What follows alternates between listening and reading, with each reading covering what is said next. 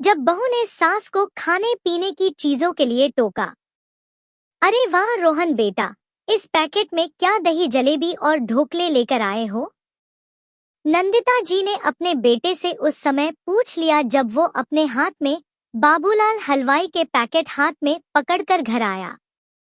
और वो उस समय रसोई में खड़ी खड़ी अपने पति सोमेश जी के लिए नाश्ते की तैयारी कर रही थी।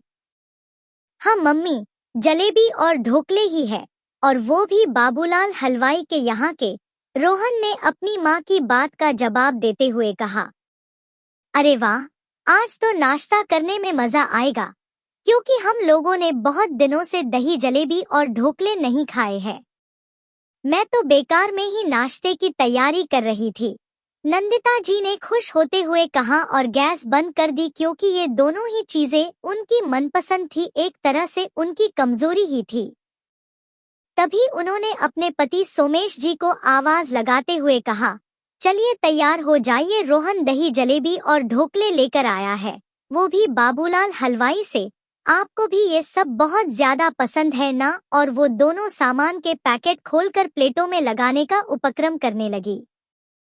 लेकिन जैसे ही ये आवाज उनकी बहू दिशा के कानों में पहुंची, वो फटाक से रसोई में पहुंच गई और तमतमाकर बोली, मम्मी जी, आपने दही जलेबी और ढोकले देखे नहीं कि एकदम से बच्चों की तरह लार टपकाने लग जाती है?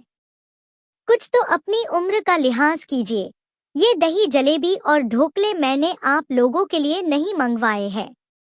आज मेरे मायके से मेरे भैया भाभी आ रहे हैं, बस उन्हीं के लिए ये सब सामान आया है। रोहन से मैंने पहले ही कहा था कि ये सब सामान कमरे में जाकर चुपचाप रख देना, लेकिन वो मेरी कोई बात सुनते ही कहाँ है।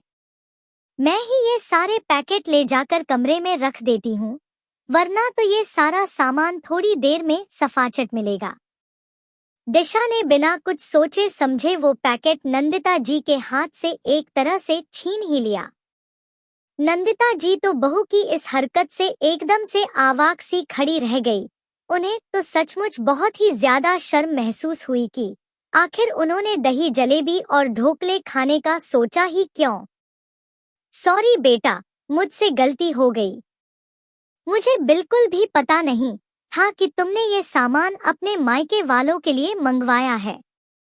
लेकिन अब से मैं सब कुछ जानकर ही कुछ भी कहा करूंगी।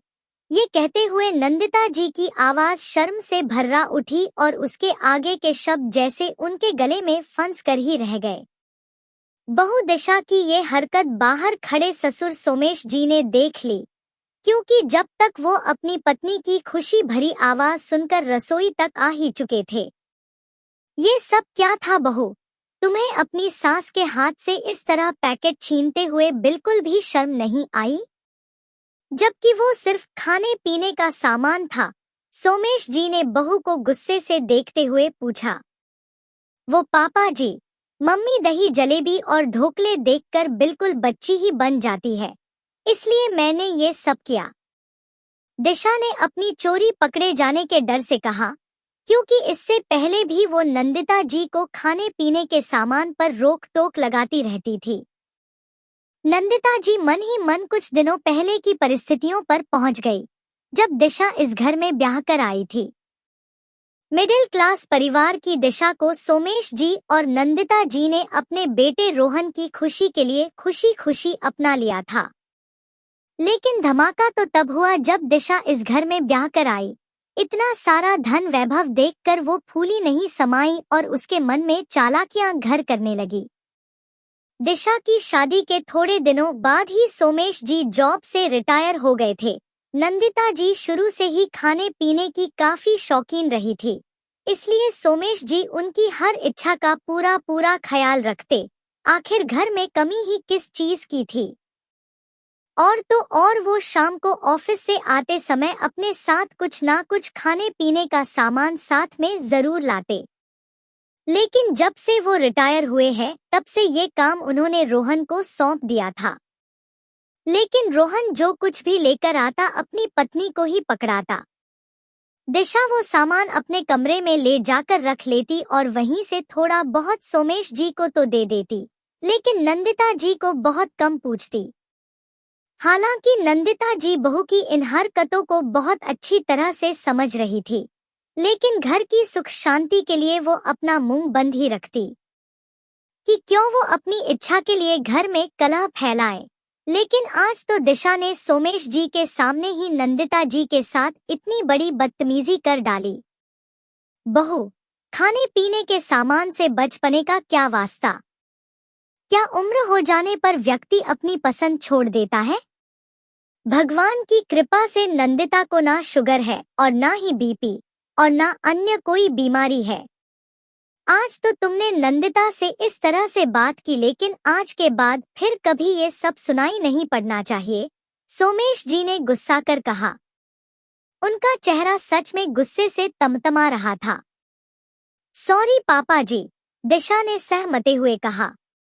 बहू, माफी मुझसे नहीं, अपनी सास से मांगो, और हाँ, आज से मैं खुद उसकी हर खुशी का पूरा पूरा ख्याल रखूंगा। वो जमाना बीत गया जब बुजुर्ग लोग बच्चों से उपेक्षित होकर अपनी खुशियों से समझौता कर लेते थे, लेकिन आज के समय में ऐसा बिल्कुल भी नहीं होता, सोमेश जी ने दिशा को फटकारते हुए कहा। उन्होंने तुरंत ही बाबूलाल हलवाई के यहाँ से दही जलेबी और ढोकले ऑनलाइन ऑर्डर कर दिए, और थोड़ी ही देर बाद सोमेश जी और नंदिता जी स्वादिष्ट दही जलेबी और ढोकले का आनंद उठा रहे थे।